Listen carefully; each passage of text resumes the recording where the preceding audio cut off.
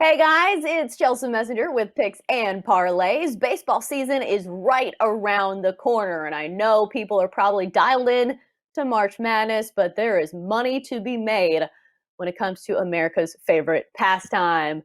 We're talking betting strategies and kind of how to play the money line and just successful tips for betting on baseball. We've got the number one capper on picksandparlays.net for last season. Scott Rickenbach joining us. Scott, just basics when it comes to betting baseball, things you think people should know. Yes, in baseball, of course, we're talking money line, and so you got to be careful here because what people talk about long term is they're used to the ATS sports like basketball and football, and you say, "Oh, I'm hitting 60% for the season," which is a great performance in football and basketball. But when it comes to baseball, depends on what price you're laying. And the first thing I want to talk about with the pricing on money lines is how important even a 5 cent difference can be.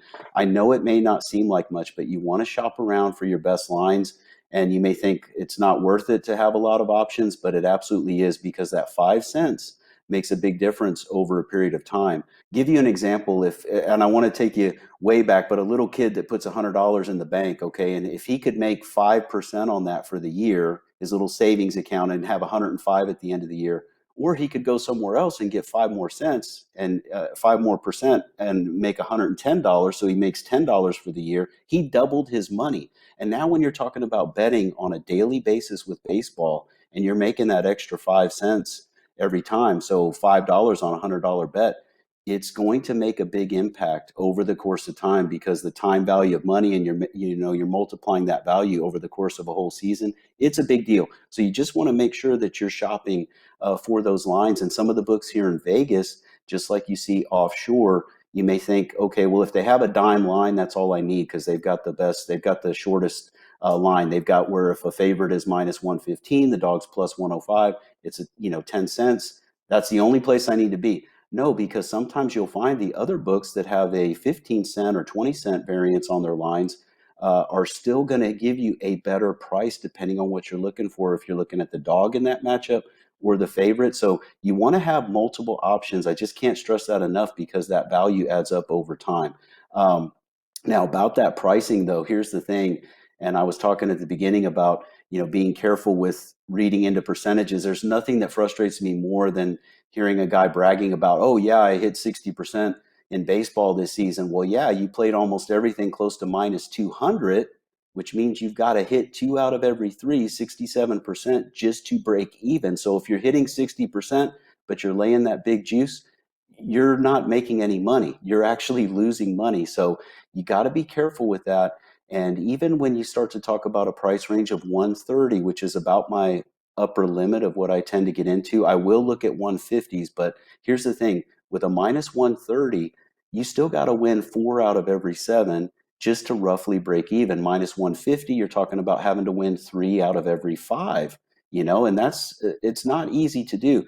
So here's the point. We've all seen the games that, they get crazy late, the bullpens are involved, which that's one of the important things with baseball handicapping is make sure to keep up to date with the pens that are doing well versus the teams that are struggling in the bullpen, because we see those the games that get decided late in crazy fashion. And so here's my main point, guys, to take away from this. You don't want to be losing minus 200 favorites because a guy hit a walk-off homer, a two-run bomb, and that ended your night losing a minus 200. It's just better you play the dogs, the small favorites, and those breaks that they even out over the long run. But when you're getting the breaks on games that with an underdog or small favorite, it's a much bigger difference than losing those big prices. So you just got to be careful with laying big prices in money line sports like baseball. Right, especially because I think in baseball, there's no such thing as locks. And a good example was the Houston Astros. I think last season or the season before, Justin Verlander would pitch absolute gems, but the Astros would not give him any kind of run support. And they lost to the Orioles. They lost to some teams as I think minus 400, minus 300 favorites. So you've got to be careful no matter how big of a lock something seems. Baseball's a sport where anything can really happen. The lineup can go cold on any given day. It's a 162 game season. So baseball's a large sample size sport. So I think that's my bottom line. And people love to bet on the Dodgers, but there is a way to make money on the favorites and playing on the run line. And we saw that Dodgers team last season covering the run line quite frequently. So just expand on maybe playing run lines for some of these teams. Absolutely, yes, you're spot on with that because there can be value there for sure. And because a lot of times you're going to have teams that are going to be laying that huge price range almost all the time. They're always like the Dodgers, the best teams in baseball. They're going to often be in that 175, minus 200, even 220 range. So the way you can get value is take them on the run line, lay the 1.5 runs, which of course means now that the team does have to win the game by 2 or more runs. But this is where, baseball of all the sports probably has the biggest statistical impact that you can take advantage of. And what I mean by that is that there's so much value in the stats.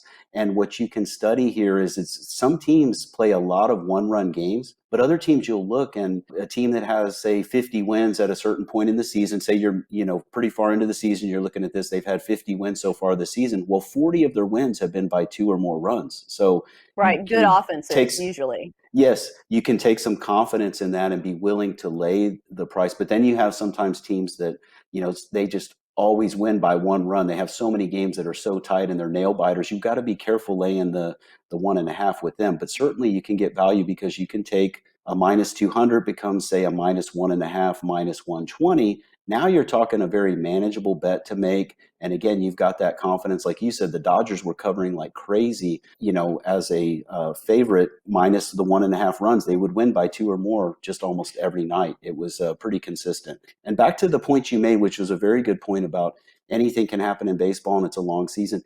Even the worst teams, the worst, tend to win, say, 54 games in a year, which means they Right. lose 108. Now, what does that mean? They won 1 out of every 3 games. Means if you laid 200 against them all season long, which would probably be the price in a lot of their games, you didn't make any money going against them. So the point is, there is value with the underdogs, and you just got to be careful laying those big prices because even the worst teams in baseball is still going to get you 1 out of every 3, and even the bad teams still get you 2 out of every 5 games. They're going to win 40% of their games. So just keep that in mind because, like you said, anything can happen, and it's a long, long season.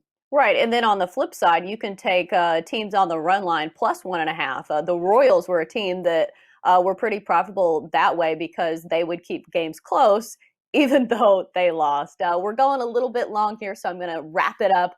Great stuff from Scott Rickenbach. As always, Scott, thanks for your insight.